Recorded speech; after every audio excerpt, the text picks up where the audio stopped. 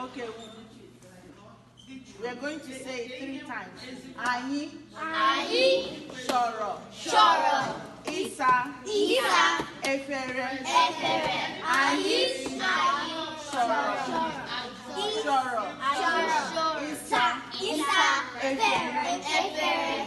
Anyị. Chọrọ. Ịsa. Efere. Okay, can you guys say?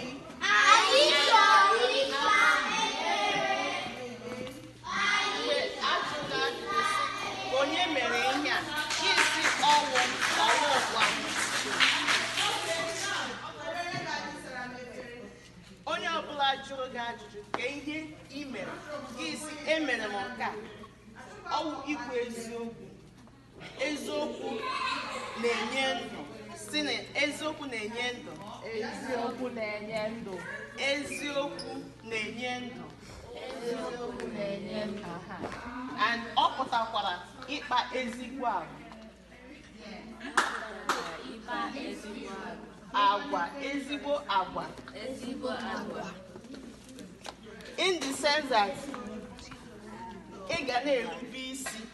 Irube isi, onye ga-agwa m ihe irube isi pụtara.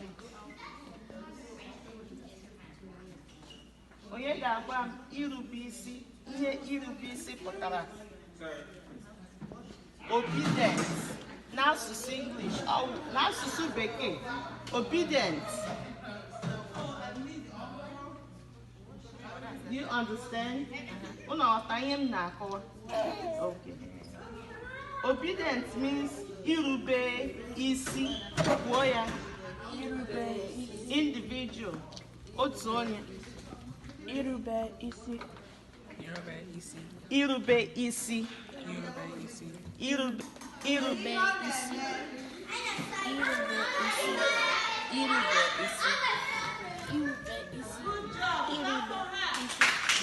isi means ịkpa ezigbo agwa.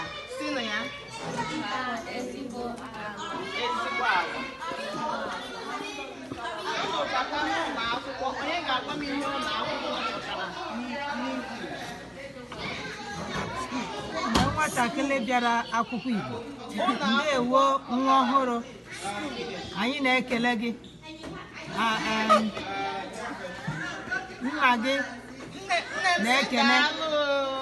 Nne gị na-akụziri ụmụ akwụkwọ Igbo nke Amerịka, ụmụ Amerịka, ụmụ amụrụ na mma. Ndewo no. Ndewo. Ezigbo agwa.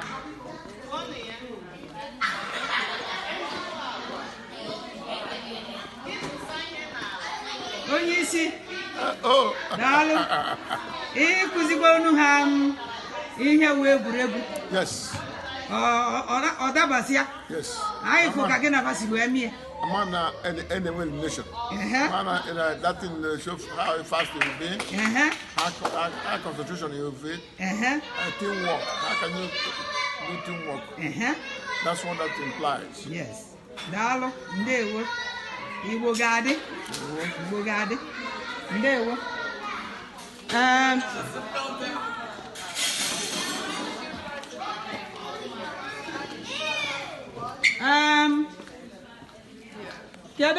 Kedu ihe unu na-eme ebe a? Kedu ihe unu na-eme ebe a? Kedu etu esi eme ka ndị nọ ebe a? Ka ndị ga-akọwa ndị nọ ebe a? Who are here? What age? Ndị gụrụ akwụkwọ, ndị nnukwu ụlọ akwụkwọ? Ndị mahadum. Ha na-amụ ka esi esi ofe ọkwụ. Kedu nke unu na-eme kọwalụnụ na anyị? So nke a bụ gịnị? Nke a bụ gịnị? Nke a bụ gịnị? Be careful. Nke a bụ gịnị? Ihe a na-etinye na nri. Nke a bụ gịnị? Akwụkwọ nri. Anyị ji asie nri, anụ, anyị sigo nri. Anyị sigo ofe akwụ. Anyị tiri anụ dị n'ime ya. Anyị tiri anụ, tinye azụ, tinye ọkwụrụ, tinye crayfish, tinye nnu, tinye mmanụ, tinye ose, tinyekwanụ arịrịa otu crayfish na akwụkwọ nri ofe wee seti ya. Mmiri ọkụ dị n'ọkụ na-echekwa ka anyị ga-eme garị ka anyị wee rie ya bụ nri. Maka anyị bụ ndị Igbo, anyị bụ ndị Igbo, ya bụ nri ndị Igbo na-esi. Nri anyị ji ụtọ eme, o nwere ife adịrọ n'ife a. Iche ya arụ agbasie ike. If you done with your food, you will be so strong. Iche anyị ya arụ agbasie ike.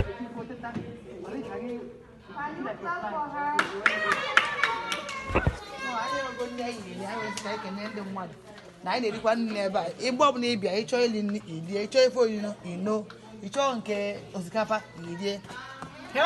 So ofe nke a dị na-egwu. Gịnị na-akpọtụ na ndị Igbo ekene m unu. Nwada chara acha na-esenye wee na-ekurube ofe. Ọ dịkwa egwu. Nne, kedu ka isi fụ ofe ga? Ọ makwa mma. Ọ mara mma.